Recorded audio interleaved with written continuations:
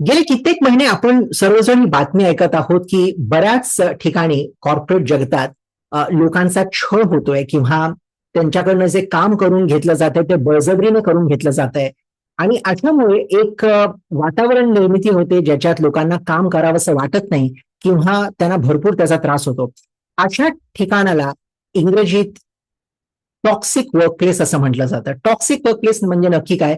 विषारी काम करण्याची जागा. तर हे टॉक्सिक वर्कप्लेस कशामुळे बनतं त्याची बरीच कारणं आहेत.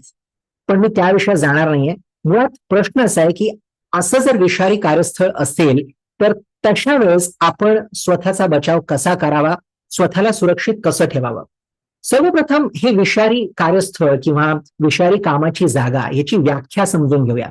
तर याची कोणती अशी निश्चित व्याख्या नाहीये, पण अगदी सोप्या शब्दात सांगायचं झालं तर एक असं ठिकाण जिथे लोकांना मान दिला जात नाही किंवा लोकांकडनं भरपूर बळजबरीने काम करून घेतलं जातं किंवा जिथे लोकांचा फक्त वापर करून घेतला जातो आणि अशा परिस्थितीमुळे एकंदर लोकांची मानसिक अवस्था बिघडते, त्यांच्या तब्येतीवरही त्याचा परिणाम होतो आणि बऱ्याचदा आपण असंही ऐकतो की लोकांना शेवटी जेरीस येऊन नोकरी सोडावी लागते किंवा त्यांच्या मानसिक अवस्थेवर दुष्परिणाम झाल्यामुळे कुठे ना कुठे लोक अगदी टोकाची भूमिका हे स्वीकारतात. तर असं आपल्या बाबतीत होऊ नये त्यासाठी नेमकं आपण काय करावं आणि त्यासाठी आपण काय करू शकतो हा जाणून घेण्याचा आजच्या व्हिडिओचा हा प्रयत्न आहे. तर सर्वप्रथम अशा विषारी ठिकाणी जर तुम्ही काम करत असाल तर आपण काय करू शकतो. बऱ्याचदा आपल्याला नाईलाज असल्यामुळे आपण अशा ठिकाणी काम करतो किंवा काम करायला आपण स्वतःला नेहमी प्रोत्साहन देण्याचा प्रयत्न करतो की काही ना काही बदलेल, काही ना काही वेगळं होईल, पण बदल दिसून येत नाही. तर आपण काय करू शकतो नेमकं? सर्वप्रथम जर अशा ठिकाणी तुम्ही काम करत असाल तर पहिलं पाऊल जे तुम्ही उचललं पाहिजे ते म्हणजे हे की जर तुम्हाला असं वाटतंय की तुमच्या विरुद्ध अन्याय होत आहे किंवा लोक तुम्हाला टाकून बोलतात, घालून पाडून बोलतात किंवा तुमच्याकडनं अवास्तव अशा अपेक्षा मांडल्या जात आहेत, तर तिथे नाही म्हणणं हे खूप महत्वाचं आहे. आता बऱ्याचदा आपण नाही म्हणत नाही कारण आपल्याला असं वाटतं की आपल्याला जे काम दिलं गेलंय ते आपण मुकाट्याने करायला हवं. आता अर्थातच आपल्यावर कामाची जबाबदारी असते आणि दिलेलं काम जबाबदारीने पार पाडणं हे योग्य आहे.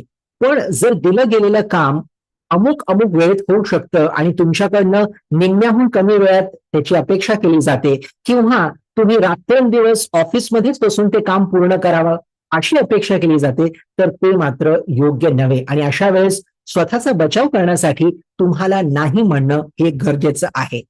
आता हे आपल्याला शिकावं लागेल कारण जर आपण असं नाही केलं तर मग आपल्याकडनं अपेक्षा वाढत जातील आणि कुठे ना कुठे आपल्यावरची परिस्थिती ओढावून येते त्याच्यासाठी आपणच दोषी ठरतो. तसं होऊ नये म्हणून वेळीच त्या गोष्टीला नकार देणं हे गरजेचं आहे. आणि कधी कधी ही गोष्ट कदाचित तुम्हाला तुमच्या मॅनेजरला सांगावी लागेल, कधी तुमच्यासोबत काम करणारी जी मंडळी असतात त्यांना सांगावं लागेल की तुमची जी वागणूक आहे किंवा तुमच्या काम करण्याची जी पद्धत आहे किंवा माझ्याकडनं ज्या अपेक्षा आहेत त्या योग्य नाहीत, त्यामुळे असं करू नये असं मला वाटतं.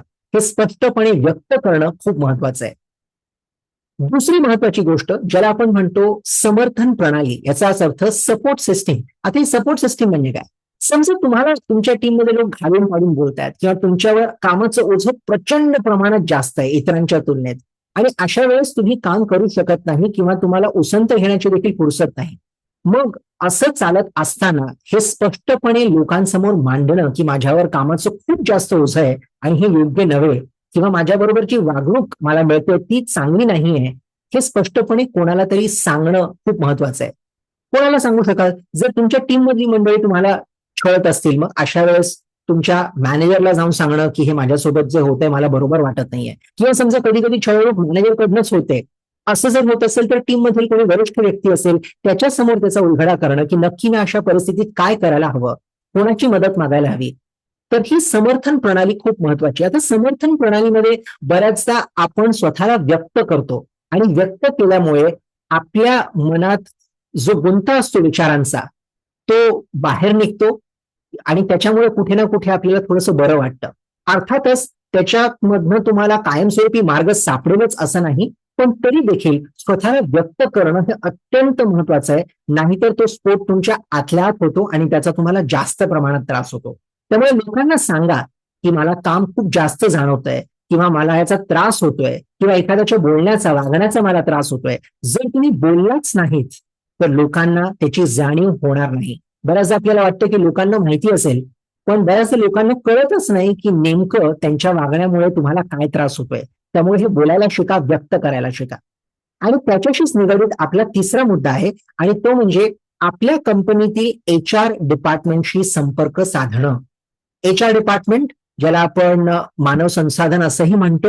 आता या डिपार्टमेंटमधील जे कार्यरत कर्मचारी असतात त्यांच्यावर ही जबाबदारी असते की आपल्या कंपनीमधील नियमावली आखावी, की लोकांनी काम कसं करावं, लोकांनी एकमेकांकडनं कोणत्या अपेक्षा मांडाव्यात, कोणी कुठल्या प्रकारचं काम करायला हवं, कितपत करायला हवं, ऑफिसला येण्याची वेळ, जाण्याची वेळ, एकमेकांशी वागणूक, असे बरेच नियम ही HR टीम पाहत असते. त्यामुळे तुम्हाला कुठे जरी असं जाणवलं की तुमच्या सोबत भेदभाव होतोय किंवा तुमच्यावर कामाचं खूप जास्त प्रमाणात ओझं आहे किंवा तुमच्याशी नीट कोणीही वागत नाहीये, तर अशा वेळेस HR डिपार्टमेंटचा सल्ला तुम्ही घेऊ शकता. कारण त्यांना याच्याबद्दल भरपूर माहिती असते आणि समजा तुमच्या कंपनीमध्ये या संदर्भात काही नियम नसतील तर कदाचित तुम्ही केलेल्या प्रयत्नांमुळे कंपनीला तसे नियम बनवावे लागतील, ज्याचा फायदा फक्त तुम्हालाच नाही तर येणाऱ्या असंख्य कर्मचाऱ्यांना होऊ शकेल.